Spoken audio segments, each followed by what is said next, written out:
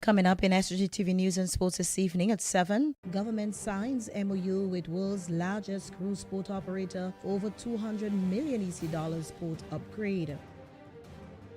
Health Minister warns region must prepare for future pandemics.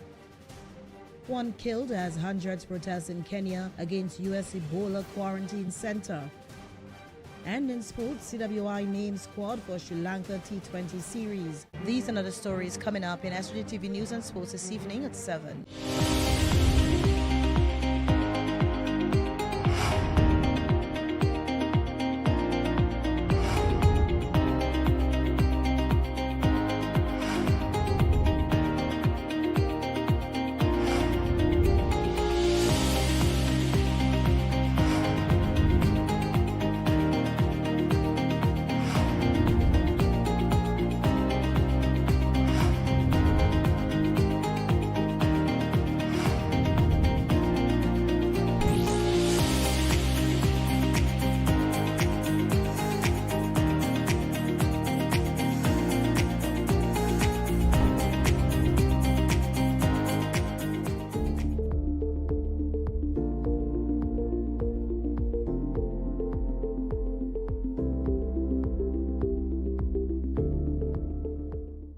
My name is Professor Kamal T. Adeleke. I am originally from Nigeria, but educated in the United States, where I've been living for about 50 years. And here you are watching the Caribbean Medical Television. In every territory, in every nation, people are gathering to lead missions and foundations aiding the Global Sustainability Initiative. The United Nations 2030 Agenda for Sustainable Development was a calling and an awakening built upon decades of work by countries to ensure a blueprint for peace and prosperity for all. This call is being answered by many individual and humanitarian groups. To help our community, we must look outward, expand the borders, and lean into improvements made through innovation and relief work. Today, we feature one of those stories right here in the Caribbean with a recent medical mission to Trinidad and Tobago by Hands International. So the Hands International involvement actually dated back to when they had the earthquake in Haiti. So I think it was just shortly before then that the Hands International was formed. So that was the first international trip that we made, because we were there within 4 days. And we were in Haiti for 2 weeks. We were not as sophisticated as we are now, but we did a lot of things. We created the tents, the mobile hospital. We were able to do surgeries. We were able to do a lot of things under the cruel condition, but we did what we needed to do. The Hands International now is a very comprehensive program. It's pretty much taking a hospital within the United States and put it anywhere. I call it hospital anywhere. Why? Because practically all the services, with some limitation, can be provided. Think about it. We do all the clinical evaluation for both pediatrics and adults.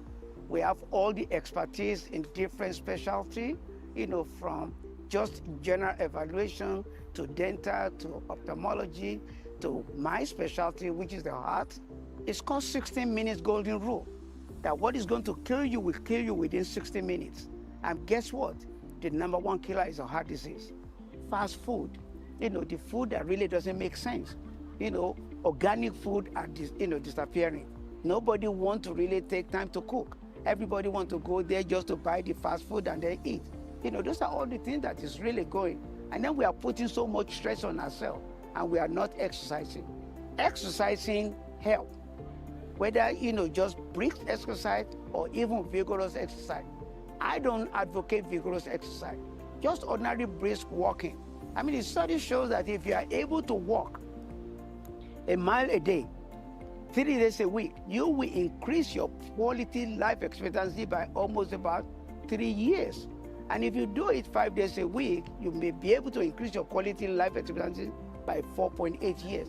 Just exercise. It will lower your blood pressure, it will lower your cholesterol, it will lower your sugar, and also is going to increase and improve your mentation. So exercise is anti-aging, but everybody now They want to drive from their bedroom to the bathroom. I mean, come on. What I always say is this: the end of life is when the heart stops. The brain may be working, the eyes may be working, the kidneys may still be working, the lungs may be working, but once the heart stops, that is the end of life. And the heart is the engine of the automobile. And if you look at it, it is number one killer. You know, my dad died a month shy 105. My grandmother died at the age of 108. And my grandmother, my maternal grandmother, had 2 children, my aunt and my mom. My aunt just died last year at the age of 101. But they all grew up in Africa. They don't have cars. They walk, they do everything, right? They eat organic food. So they have not been like me, who have been to America and eat a hamburger, hot dog. So I need to work harder, so that I can live longer. And that's why me, myself, I walk at least 5-10 miles every day, to keep in shape. Joining us on today's episode is the founder of Hands International, Dr. Reynold Agard, who is a son of the region.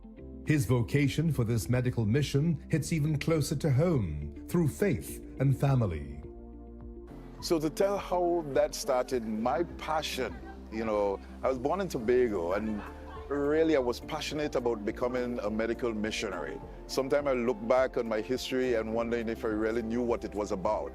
But when we go to church, we would see mission stories from Africa. So that's something that was just born in my mind. I was just passionate about helping people. So as a result of that, my goal was to become a physician. God blessed me that I was able to go to school, to college, and then my dream started right away. It did not take long. My first medical mission was to the Navajo Indians in Utah. I'm in an area called Monument Valley, and I did 2 weeks spending time visiting the homes of the Navajo Indians. But I didn't just stop there. I did many medical missions, especially in disaster area. Of note, during the big earthquake in Haiti,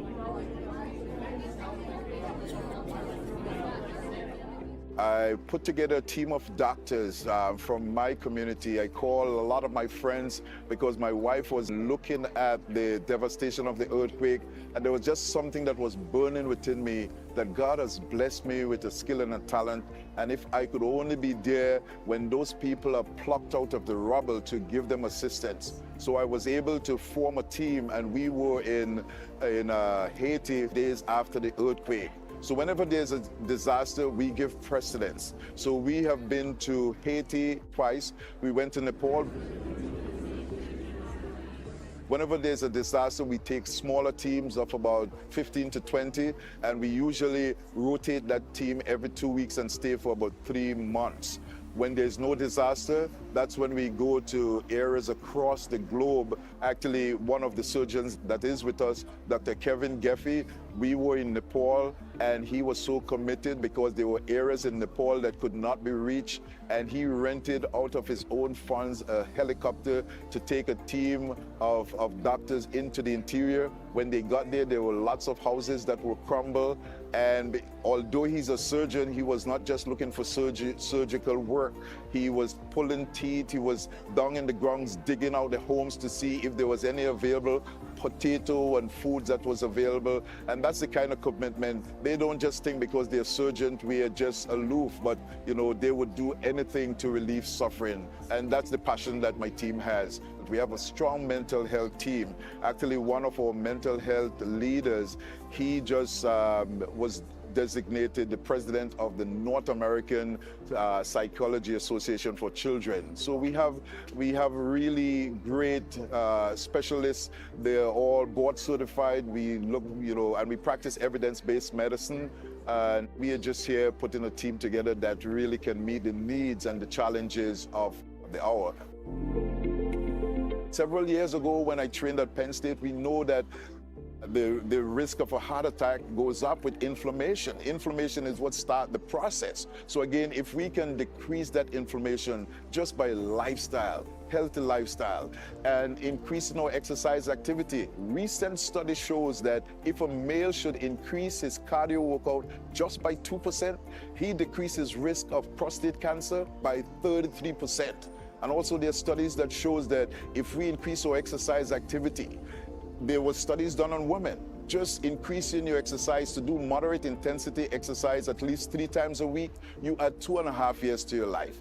If you do that 5 days a week, just a half an hour, you're gonna add 4.9 years to your life. If a British study shows if you do that moderate intensity for 1 hour, 5 days a week, you add 14 years to your life, and it starts from the very day that you start. So part of what we do is not just to do surgeries, and we have a wide range of activities that we do here, including we have not just the dentist, but we have massage, and we have lawyers that are giving free legal advice. We have financial advisors, we are doing barbers, we have a lot of giveaways. But yeah, the key is really educating folks that we don't have to die, and we don't have to be the leading countries for these diseases. We can do lifestyle change. So we want people to commit to lifestyle. And part of our team here, it's a team from University of West Indies where we have about 15 representatives, and we are going around giving individual counsel about lifestyle, how to eat, what to eat, when to eat, why to eat, so that we can really take care of our lives, especially when there's limited resources. We don't want the horse to be out the barn before we make changes. There's a guy that I knew from way back when I was living in Trinidad. He said we literally dig our graves with our teeth. And even when we think that we might have, just to mention genetics as it relates to lifestyle, because there's 2 things that predicts longevity. One is if you have a parent or a grandparent that lived to be in their 90s, is the strongest factor that you live to be 100. The other one is if your HDL cholesterol is above 60, population studies suggest that those people tend to be the people that live to be between 80 and 100 years old. But I normally warn my patients, genetics, it's like a loaded gun. Lifestyle still pulls the trigger.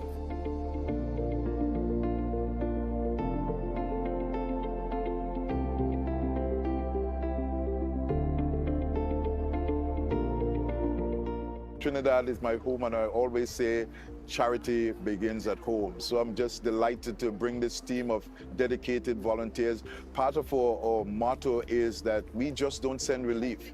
We hand deliver it with care and compassion. And as I would always tell my team, just like Mahatma Gandhi, which is one of the person that I admire a lot, he said the best way to find oneself is to lose oneself in the service of others. And I teach doctors from across the globe. I have doctors from India that come and train with me, and I always tell them, a patient doesn't care how much you know until they know how much you care.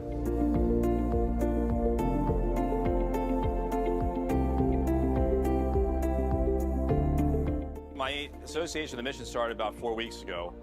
Mutual, Dr. Agard, who you've met, who runs the organization locally, he put out a call, and the call came to me through a mutual friend. They need an orthopedic surgeon for the trip. And this is about 4 weeks ago. And I wasn't planning on coming here, but this is something that I've always wanted to do. It's an important part of being a physician, a part of being a human being. But the most important thing was I cleared out my schedule, we would make this trip happen. Okay, the majority of what I'm seeing is older folks. I guess I'm in that category now too.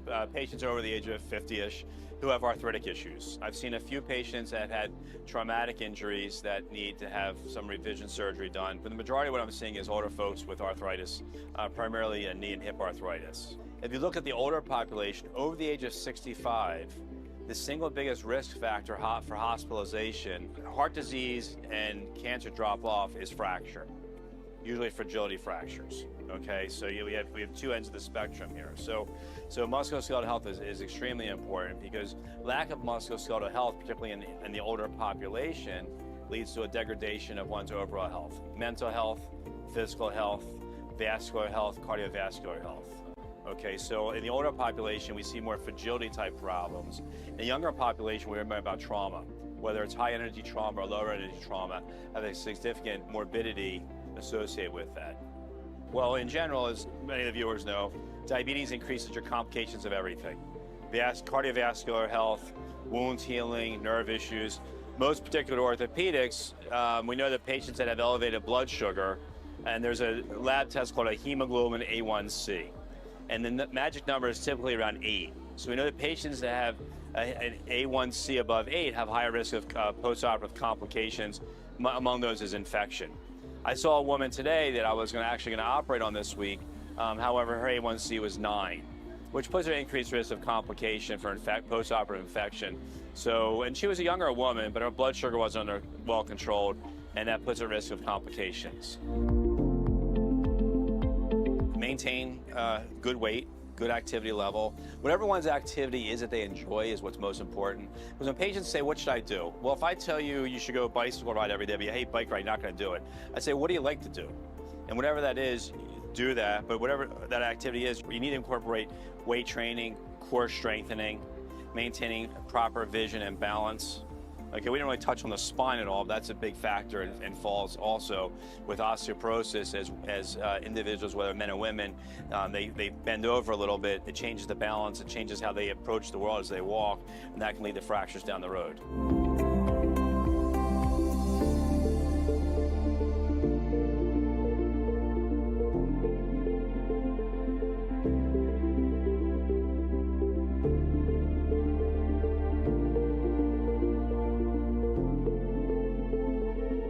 Caribbean Medical TV commends all the volunteers who work tirelessly and give of their time to improve the health of so many across so many nations. Even one action can change a life.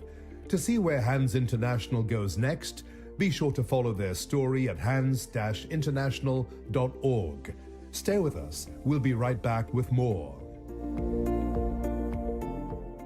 Hello, I am Nigel Batiste, Group President and Chief Executive Officer of Republic Financial Holdings Limited. The Republic Group has always prioritized the holistic development of the communities and countries we serve. It's a mission driven by our flagship Power to Make a Difference corporate social responsibility program and the dedication of our staff, where we focus on 4 key pillars: the power to learn, the power to care, the power to help, and the power to succeed. For us, this is just the beginning of our sustainability journey, and we remain fully committed to unlocking financing to support the attainment of the United Nations Sustainable Development Goals, which ultimately would lead to a Caribbean region that is safe, healthy, and sustainable for many generations to come.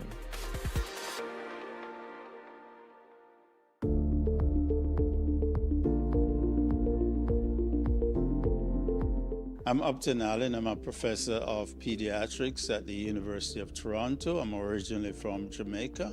I was trained at the University of the West Indies in Mona, and so pleased to be able to interact with you. Our region has been fortunate to have collaborations that focus on helping our most vulnerable. Canada's most research-intensive hospital and largest center dedicated to improving children's health, the Hospital for Sick Children, has always been a pillar of hope. And with partners in the region, the Caribbean Initiative was created.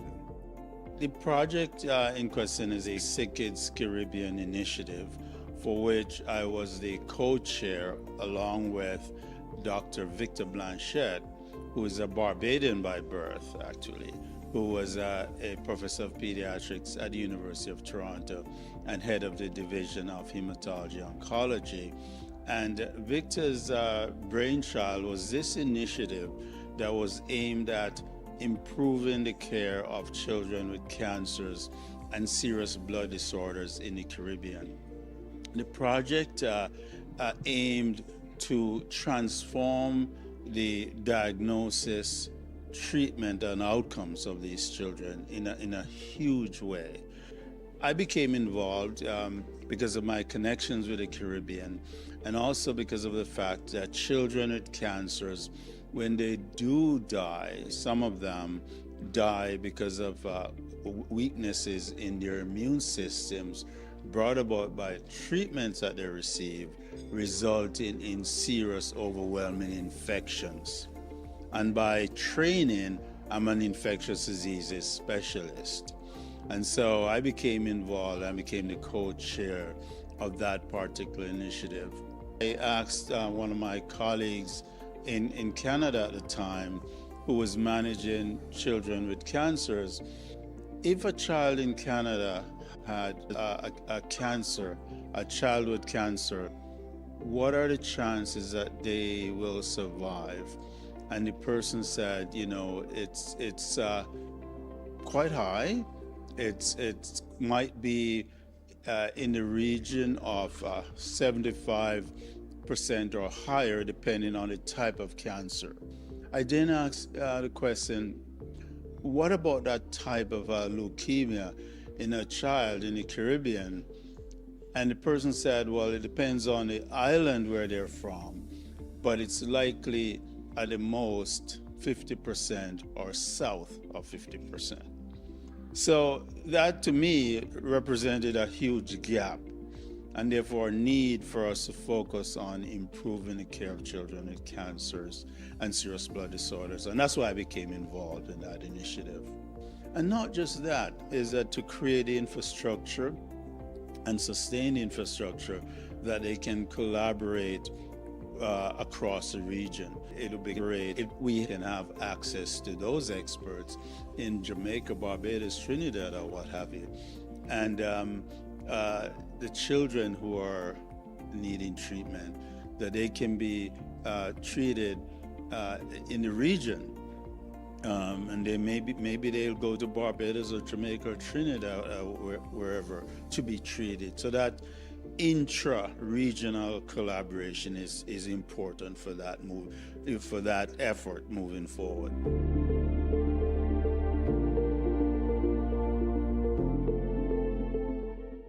Data from the region greatly aids these initiatives that foster a healthier and stronger Caribbean for all populations. It is a critical part of the equation that most never see, yet can have the most impact from the cellular level to the greater region. This is the Immune System Health Check. Hi Caribbean, I am Valerie Wilson, coming to you from Trinidad and Tobago and Caribbean Medical TV.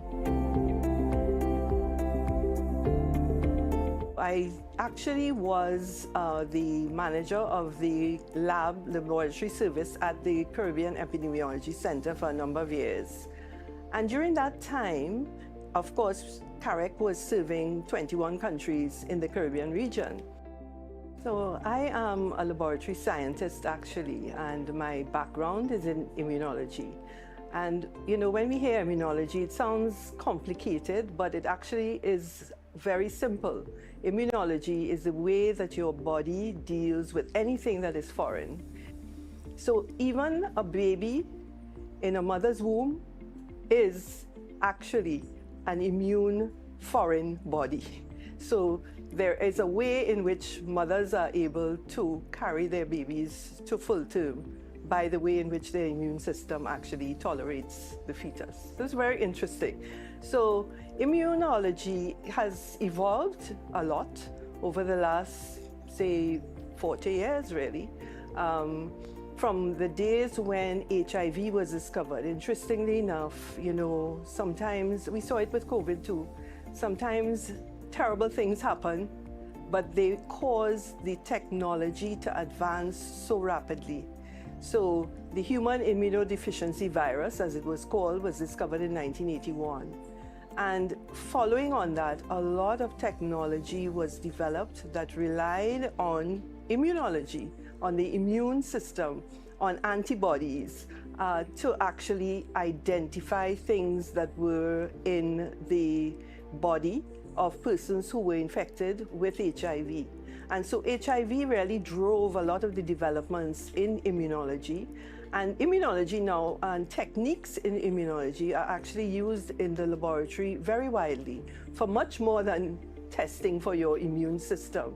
The immune system is all, you know, it's really in your blood. It's, you know, it's what is flowing through your veins. It's what's in your lymph nodes. It's what's in your thyroid. It's what it lines your gut, you know. It's all of these parts of your body where your immune system functions to ensure that you're not ending up with infections every single day from all kinds of things. You can check for hormones, you can check for cholesterol, etc., all using immunological techniques that are built into the platforms that we use in the laboratory today for detecting those things. What we try to do in public health is to take the information that is the sum total of all these people to try to make interventions that will benefit everyone. So in our region, we are susceptible to storms and hurricanes and earthquakes and so on. What are you going to do in case of a disaster?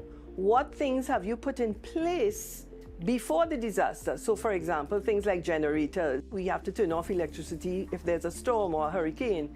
What about solar power, for example, which is happening now as we move ahead to using more green forms of energy. After a disaster like flood that causes flooding, for example, we have to look at things like infectious diseases that come. So this is an important part of what we're seeing as climate becomes ever more present in terms of these kinds of natural disasters that we're seeing. Climate change has become part of our daily dialogue, but this is not the only factor on the horizon that has a strong effect on sustainability efforts. While we work to figure out the solutions, there is a hidden element affecting the communities now and generations to come: strain, worry, and fatigue. I think we all need to be conscious, actually, about the impacts of stress on our health, on our lives. Computers were supposed to make life easier, but then we have now, the email that was sent 10 minutes ago and somebody saying to you, I didn't hear from you, I sent you an email. So there's a higher level of stress being brought into our environment as a result of the fact that, life is just moving faster. And I do believe that one of the things that does impact stress is our engagement, and particularly for our young people with smartphones. The smartphone, in a sense, almost drives how they live, what their life is guided by. And I think that in itself creates a lot of stress. The stress of looking at other people's lives and trying to make that life, our life, look like that life. To those of us who grew up in another time, it's a very strange thing to see young people sitting next to each other in a line, and they're on their phones. And the young people here, I know, will probably think, well, what the hell does she mean by that? But yeah, it's very strange for us. We would have been talking all the time.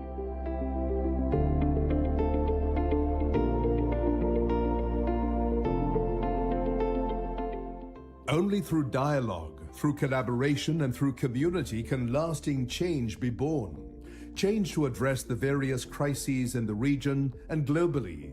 From an interregional to an intergenerational perspective, it is our duty and our privilege to recognize and act upon the calling, aid in these missions, and truly attain the United Nations 2030 Agenda for Sustainable Development.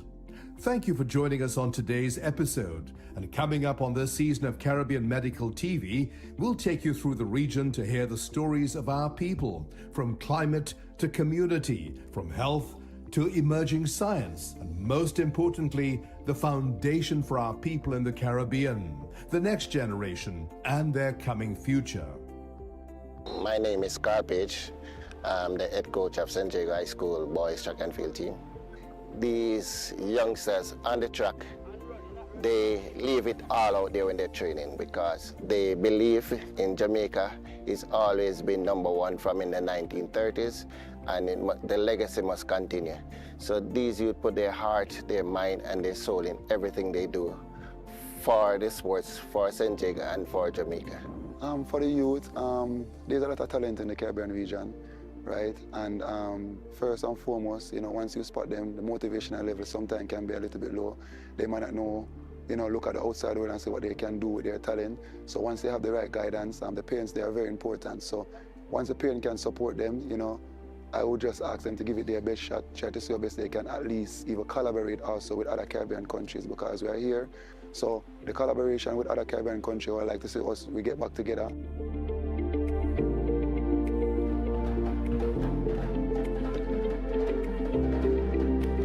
Stay safe, stay well, and stay inspired. See you on the next episode of Caribbean Medical TV.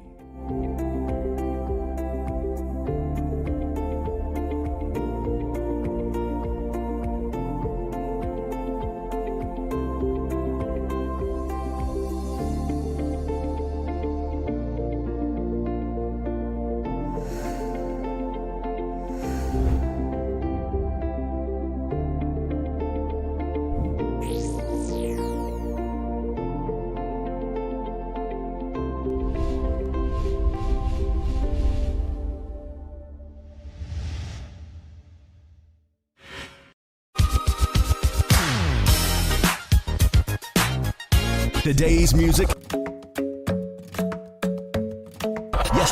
Yesterday's hits.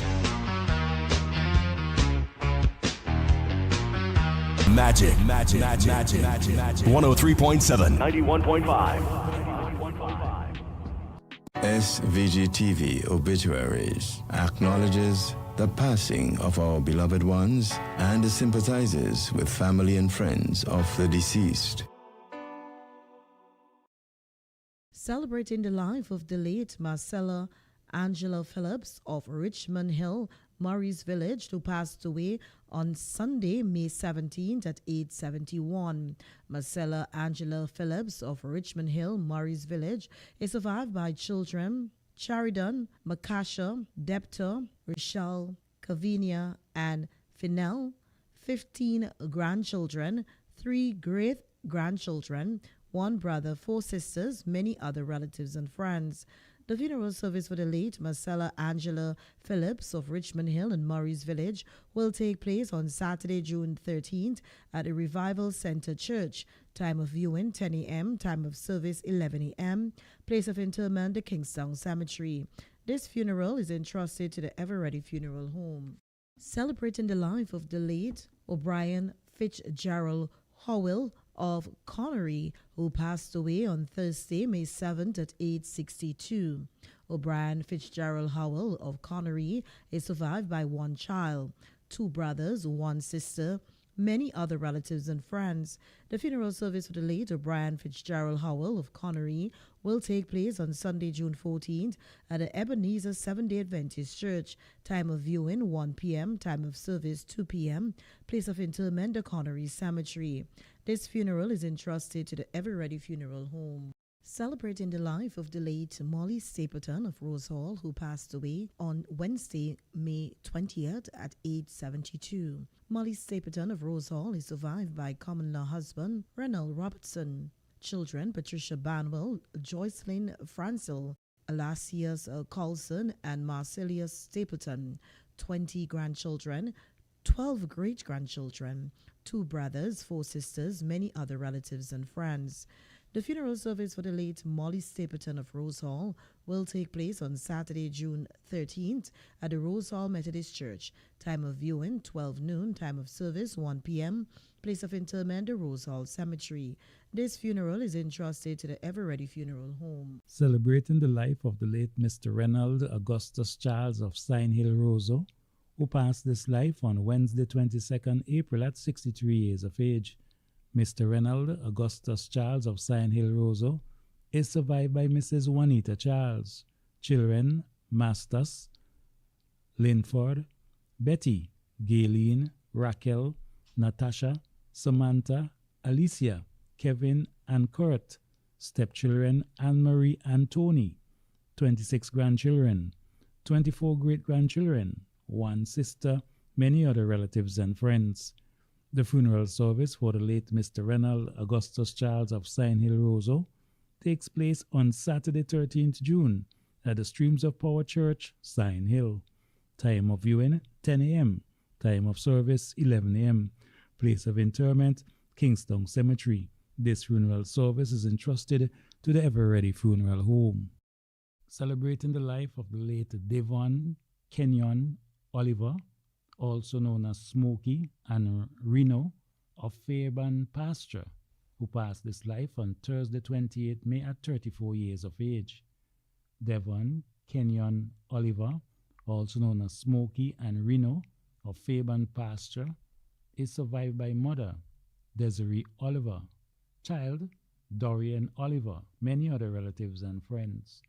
The funeral service for the late Devon Kenyon Oliver, also known as Smokey and Reno of Fairbairn Pasture, takes place on Saturday, 13th June at the Kingdom Life Tabernacle. Time of viewing, 12 p.m. Time of service, 1 p.m.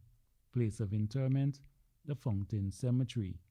This funeral service is entrusted to the Ever-Ready Funeral Home.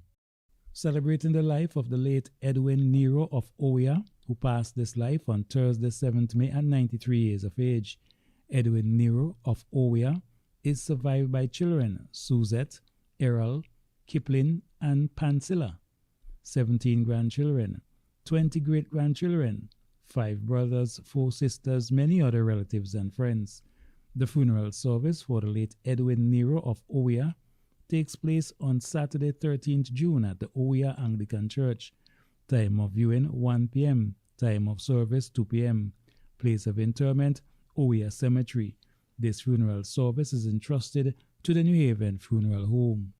In loving memory of Cassandra Kotoy, sunrise 6 July 1973, sunset 10 June 2025. It has been 1 year since you left us. Today we remember the joy you brought to our lives, the laughter, the kindness, the moments we shared. They are treasures that time can never take away. Lovingly remembered by Mom, Justina, children, Kadra, Malana, Aimani, Amani, and Kevisha, grandchildren, Christopher, Kamal, and Ketalia, brother, Camaro. May her soul continue to rest in peace. SVG-TV Obituaries acknowledges the passing of our beloved ones and sympathizes with family and friends of the deceased. May they rest in peace. We promised quality and affordability, and we've delivered that and much more. Memorial Funeral Home continues to improve and modernize its services. We have added the option of cremation. Our new crematorium provides a safe way to memorialize your loved ones. So whether you choose to bury or cremate, our friendly and courteous staff will take care of all your funeral needs. We know and understand the stress that comes from bringing your loved ones home, and that's why we assist in the transportation of bodies to and from St. Vincent to any part of the world. Visit our spacious showroom at the Russell's Building in Kingstown, or call the office at 453-2697 or the Mesopotamia office at 458-8888. The Memorial Funeral Home, leading the way in modern and affordable services. Our crematorium services are open to all funeral homes in St. Vincent and the Grenadines.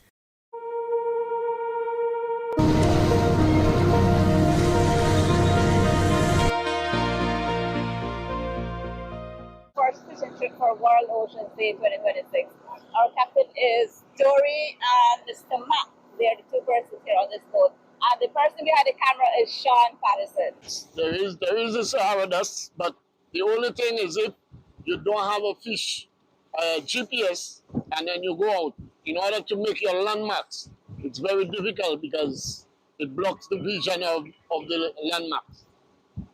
We are 3 miles offshore mainland St. Vincent in the vicinity of the Argyle. So when you take in mark, because back then we all work with marks, not always GPS. So when we take a mark now, from the blue building there, so, on the land, they will see more house coming out behind it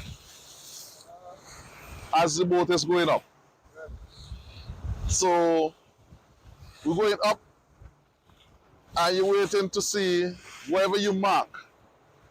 I mark a white building behind the blue one. So I waited to come right on the point of the rock.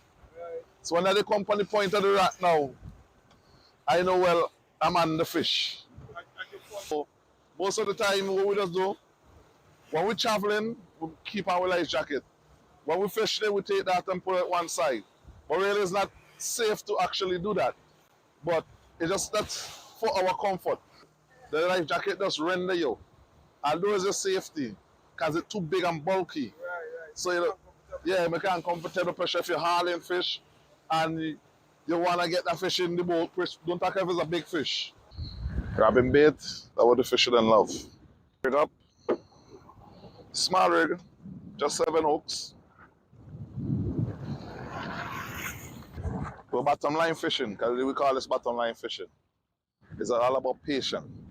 You have to have patience. You can do about 10 sink and then feel nothing. And you can just do 1 sink and bring the whole wall. Throwing out a lot of line because the current is sweeping. This line is 500 yards. An island is here. And normally I drop in the deep, but here is still shallow.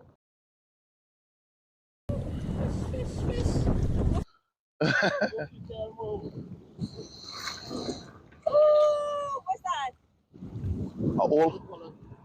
Old wife. Old wife. triggerfish. We call it old wife in Vinci, but really and truly it's triggerfish. What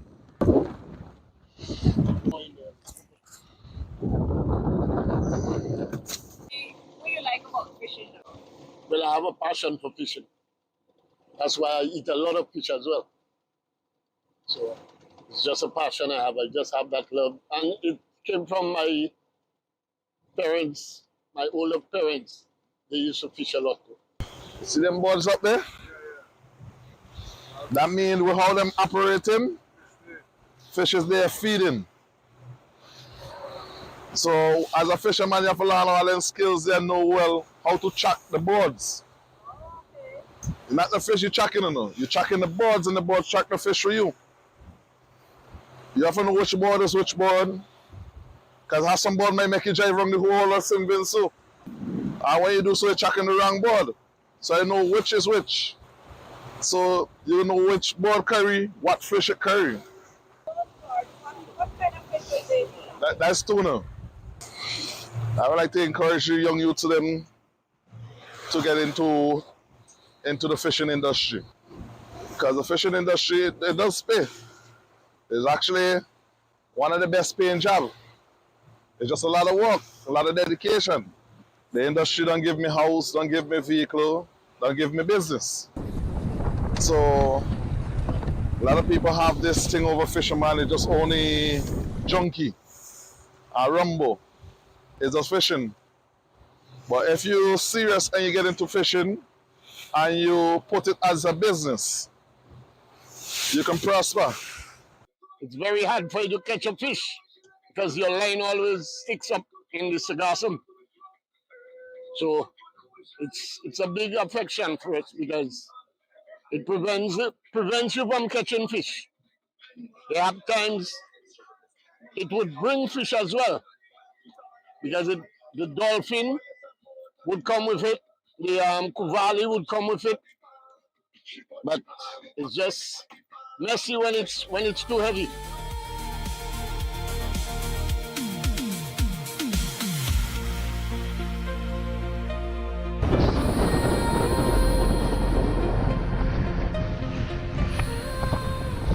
We are back at the Kingston Wharf after our long fishing day. Well, you should say just over 2 hours. And we were able to catch some fish. And it was a successful, safe trip. But it was really fun, exciting to see how fishermen ply their trade every day to ensure we have fish on our menu. Well, the ocean, I would like people to at least keep it clean. In terms of all the debris, all the garbage that's going in, I like people to actually respect the ocean because the ocean is what feeds the nation. So I would say happy Ocean Day. I'm not a person, I love the ocean, I love the sea, I love the environment and that sort of stuff. But today was an experience. I learned to respect fishermen and what they do. And we have to respect the ocean. And so folks, wishing you all happy World Ocean Day. Protect the ocean, it feeds us. Well, happy World Ocean Day, and I hope you enjoy.